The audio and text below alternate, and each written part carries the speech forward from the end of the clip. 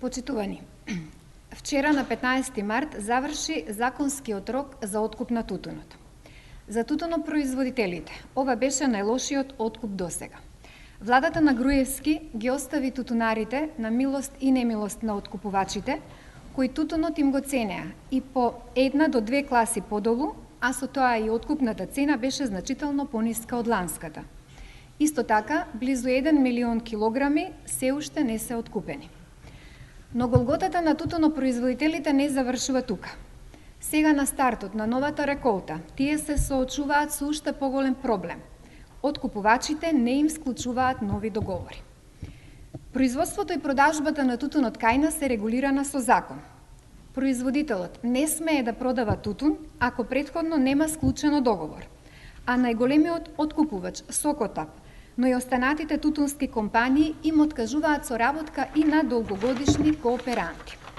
Само во едно село од 120 тутунари договор им продолжиле само на 20. Паниката и стравувањата на земјоделците се оправдани. За најголемиот дел од 40.000 семејства, тутунот е основна екзистенција и можност да се прехрани семејството. СДСМ бара владата да не стои настрана од овој проблем на земјоделците. Воспротивно, доколку Груевски повторно ги остави на цедило тутунарите, пораката ќе биде јасна. Него не го интересира ниту производството на тутун, кое годишно носи 100 милиони евра девизен прилив, ниту екзистенцијата на овие земјоделци. Да подсетиме и дека на совест и одговорност на Никола Груевски се и измамените тутунари од општина Конче.